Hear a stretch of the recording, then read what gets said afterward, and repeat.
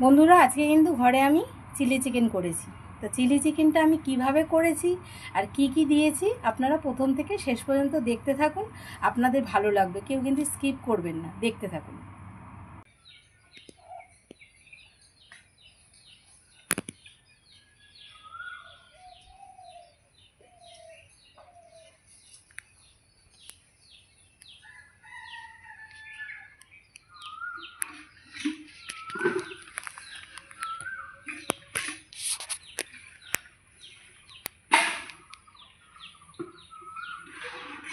আমাদের গাছে দেখুন, নিচ থেকে উপর পর্যন্ত আমাদের গাছে জবা ফুল। দেখুন কত সুন্দর লাগছে চারিদিকে। এই যে নিচ পর্যন্ত, নিচে উপরে, এখান থেকে দেখাই আপনাদের। এই দেখুন গাছটায় এত পরিমাণে জবা ফুল হয়েছে, এই জন্য আপনাদের আমরা রোজ একটু করে দেখাই। দেখুন খুব সুন্দর লাগছে, প্রচুর ফুল ফোটে এই জবা গাছটা, প্রচুর ফুল।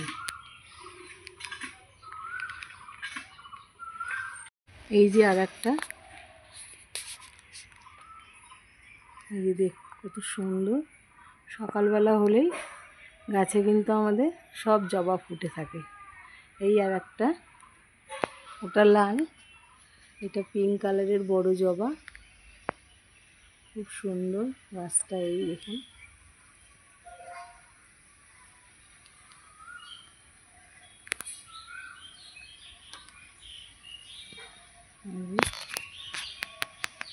এই দু ধরনের, এই হচ্ছে আর এক ধরনের। মোট 3 রকমের জবা গাছ কিন্তু আমাদের বাড়িতে আছে। তাই আপনাদের আমরা রোজ একটু করে দেখানোর চেষ্টা করি কুকিং চ্যানেলের আগে। এই এক ধরনের অনেক ফুল ফোটে এখন জবা গাছে। এটা হচ্ছে ছোট জবা,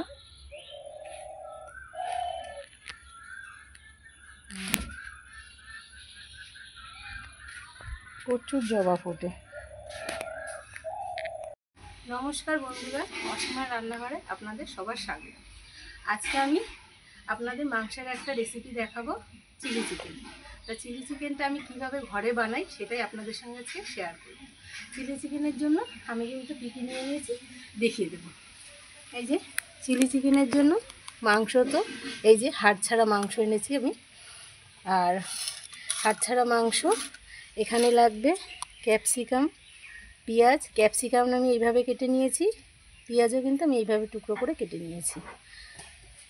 লাগবে রসুন কুচি, এই যে একটা, এই যে কয়েক টুকরো রসুন কুচিয়ে নিয়েছি, একটা কাঁচা লঙ্কা কুচিয়ে নিয়েছি। আর এখানে লাগবে স্বাদ মতন চিনি। চিনি আপনারা দিতেও পারেন, নাও পারেন, আমি একটু দেব। এখানে কর্নফ্লাওয়ার নিয়ে নিয়েছি, এখানে নুন, সাদা তেলে আমি করব চিলি চিকেনটা। এই যে ভিনিগার নিয়ে নিয়েছি, এখানে গোলমরিচের গুঁড়ো। আর এখানে কিন্তু আমি আগের থেকে বেটে নিয়ে এসেছি। এই যে এখানে রসুন আছে, রসুন বাটা, এখানে লঙ্কা বাটা, এখানে আদা বাটা। সোয়া সস নিয়ে নিয়েছি, এখানে নিয়েছি টমেটো সস। এটা আমার লাগবে।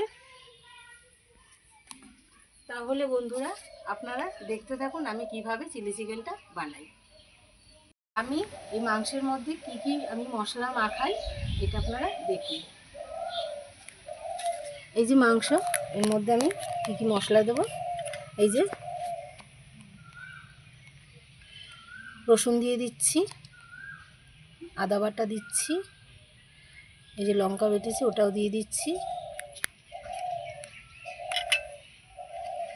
সোয়া সস দেব,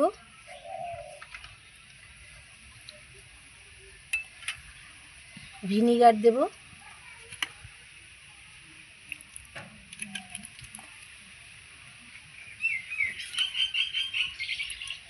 লবণ দেব,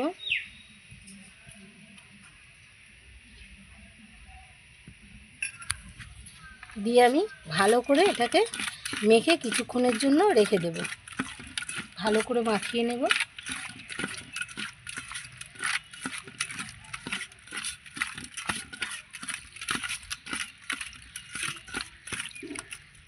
এই যে এইভাবে মাখিয়ে নিয়েছি, নিয়ে আমি ঢেকে কিছুক্ষণের জন্য রেখে দেব। এই যে ঢাকনাটা আমি খুলে এবার এর মধ্যে আমি কর্নফ্লাওয়ারটা আগে দেব। এই যে কর্নফ্লাওয়ার দিলাম।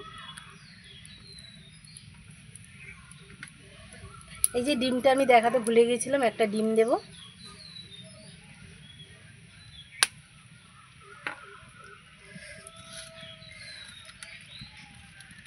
আগে মাখিয়ে নিই ভালো করে।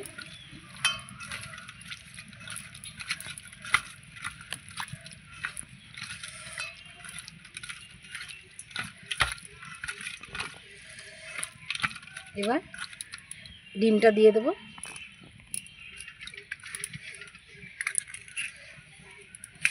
ডিমটা দিয়ে ভালো করে মাখিয়ে নেব।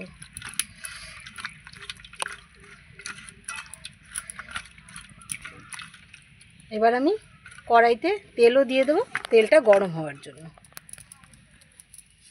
এই যে সাদা তেল দিয়ে দিলাম।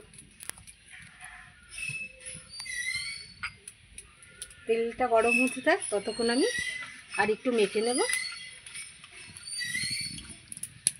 এই যে তেল আমার গরম হয়ে গেছে। এই যে একটু বেশি তেল দিয়ে ভাজতে হবে। এই যে এখানে আমি মাংসটাও কিন্তু ভালো করে মেখে নিয়েছি সুন্দর করে। এই যে আমি কিন্তু এর মধ্যে গোলমরিচটা দিইনি, এখন গোলমরিচটা দিয়ে দেবো। এই যে গোলমরিচের গুঁড়ো দিয়ে দেবো, দিয়ে আবার একটু আমি মেখে নেব। লবণও দিয়ে দিয়েছিলাম, কিচ্ছু লাগবে না দেওয়ার। এখন আমি একটা একটা করে এই তেলে ভেজে নেব। তেলটা গরম হয়ে গেছে, এই যে ভালোই তাপ উঠছে। এবার আমি দিয়ে দেব। এই যে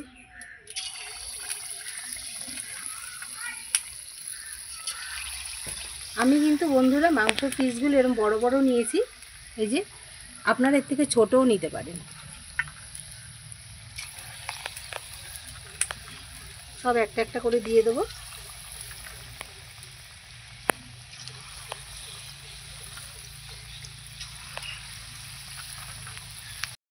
এই যে আমি একবার উল্টে দিয়েছিলাম, আর একবার উল্টে দেবো। এগুলোকে বেশ লাল লাল করে কিন্তু বন্ধুরা অল্প আঁচে ভেজে নিতে হবে, যাতে ভেতরে ভালো করে মাংসটা সিদ্ধ হয়ে যায়। এই যে উল্টে দিলাম, আবার হতে দেবো।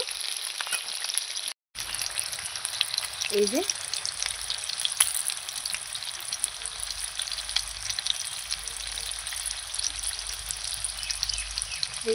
আমার বেশ সুন্দর করে ভেজে নিয়েছি। এই যে দেখুন লাল লাল করে কিন্তু ভেজে নিয়েছি। এবার এগুলোকে তুলে নেব।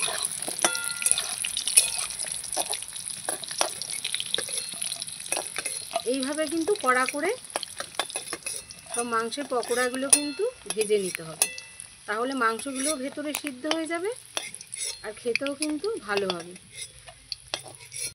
এই যে এই কটা আছে, আমি এগুলো আবার ভেজে নেব।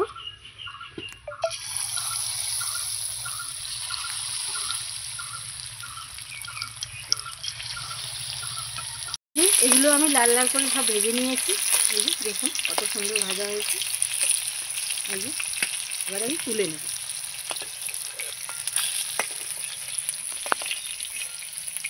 তাহলে বন্ধুরা দেখলেন তো আমি কত সুন্দর করে এই যে সব পকোড়াগুলো ভেজে নিয়েছি। এই যে এবার আমি মশলাগুলো সব মেশাবো একসাথে। তাহলে দেখুন এই যে এখানে অল্প একটু আমি রসুন রেখে দিয়েছিলাম, অল্প একটু আদা। এর মধ্যে আমি এক এক মশলাগুলো দেব। যেমন আর একটু গোলমরিচ দিয়ে দিলাম,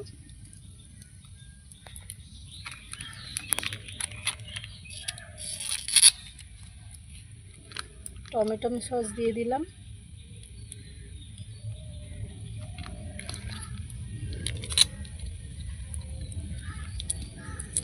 যে যেরকম খায় সেইভাবেই দেবেন টমেটো সস। আমি একটু চিনিও দিয়ে দেবো। এই যে চিনি দিয়ে দিলাম, এই যে লবণও দিয়ে দিলাম।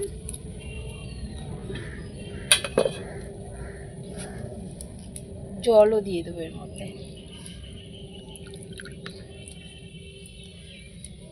দিয়ে কর্নফ্লাওয়ারটাও দিয়ে দেবো।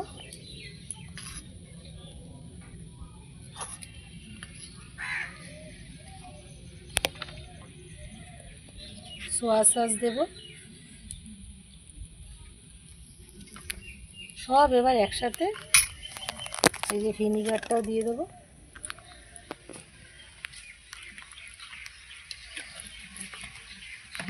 এবার আমি সব একসাথে গুলিয়ে নেব, বাটির মধ্যে মিশিয়ে নেব। মিশিয়ে এবার কিন্তু আমি কড়াইটা বসিয়ে দেবো। কড়াইটা আবার বসিয়ে দিলাম। এই যে বন্ধুরা, আমি সব ভাজা টাজা করে নিয়েছি, কড়াইও বসিয়ে দিয়েছি। এখন কিন্তু আমি চিলি চিকেনটা শুরু করব। আমি ঘরে কিভাবে চিলি চিকেনটা করি ওটাই দেখাবো আপনাদের সঙ্গে। এই যে দেখুন, কড়াই আমার তেল দেওয়া ছিল, যেই তেলে আমি পকোড়াগুলো ভেজেছিলাম সেই তেলে কিন্তু আমি চিলি চিকেনটা করবো। আমি আর কোনো তেল দেবো না। তার মধ্যে প্রথমে দিয়ে দেবো এই যে পেঁয়াজ, ক্যাপসিকাম দিয়ে ভালো করে নাড়াচাড়া করব। তার সঙ্গে সঙ্গে এই যে রসুনটাও দিয়ে দেবো, রসুন কুচিয়ে নিয়েছিলাম। এই যে লঙ্কা কুচি। বন্ধুরা, এর মধ্যে কিন্তু আপনারা আদা কুচিয়ে দিতে পারেন, যেহেতু আমি আদার অল্প একটু পেস্ট রেখে দিয়েছিলাম, আপনারা দেখেছেন বাটিতে, সেইভাবে আমি গুলিয়ে নিয়েছি মশলার সঙ্গে, তাই আমি আর আদা কুচি দিলাম না, রসুন কুচিটা দিয়েছি। এই যে আমি নাড়াচাড়া করে নেব। আমি কিন্তু এটাকে বেশি ভাজবো না, চিলি চিকেনের জন্য পেঁয়াজ ক্যাপসিকাম বেশি ভাজার দরকার নেই।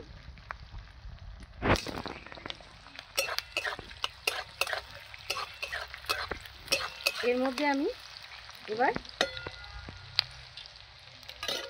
এই যে এটা গুলিয়ে রেখেছিলাম এটা কিন্তু দিয়ে দেবো।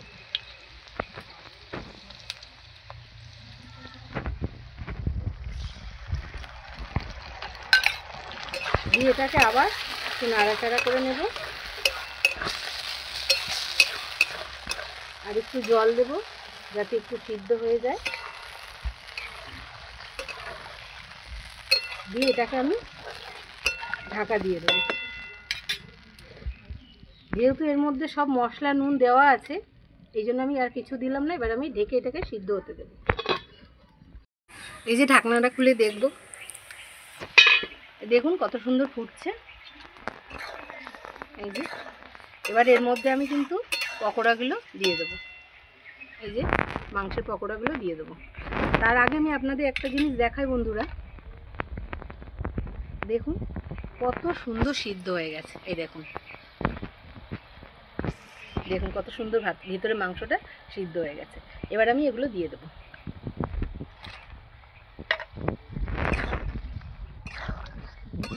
সব কিছু দিয়ে নাড়াচাড়া আর একটু করে আমি কিন্তু আবার এটাকে ফুটতে দেবো।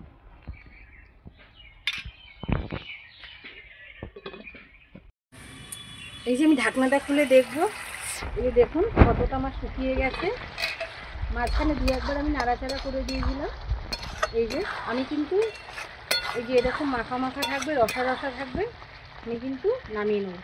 এবার বন্ধুরা একটা কথা বলি, এটা কিন্তু আরও আমি কালারটা লাল করতে পারবো, কারণ এর মধ্যে যদি আমি লঙ্কার গুঁড়ো দিতাম তাহলে লাল লাল হতো। আমি কিন্তু কাঁচা লঙ্কাতেই পুরো রান্নাটা করেছি, কারণ এত গরমে লঙ্কার গুঁড়ো না খাওয়াই ভালো। যার জন্য আমার তরকারিটা একটু কালচে কালচে হয়েছে, কিন্তু খেতে কিন্তু খুব সুস্বাদু হবে। আমি এবার নামিয়ে নেব।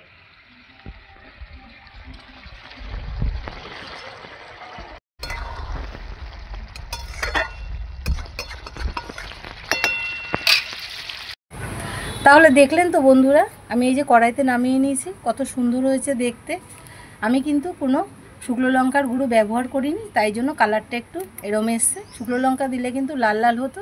যেহেতু খুব গরম পড়েছে, এই জন্য আমি কাঁচা লঙ্কাতেই পুরো রান্নাটা করেছি, মানে চিলি চিকেনটা করেছি। তাহলে বন্ধুরা আপনারা এইভাবেই ঘরে বানিয়ে করবেন। আমি যেভাবে ঘরে করি সেভাবেই আপনাদের সঙ্গে শেয়ার করলাম। আপনারা বানিয়ে খাবেন, ভালো লাগবে। আর আমার চ্যানেলটাকে আপনাদের যদি ভালো লেগে থাকে সাবস্ক্রাইব করে দেবেন, লাইক করে দেবেন, শেয়ার করে দেবেন। আর আমার সাথে এতক্ষণ থাকার জন্য অনেক অনেক ধন্যবাদ। নমস্কার, জয় মাতা দি।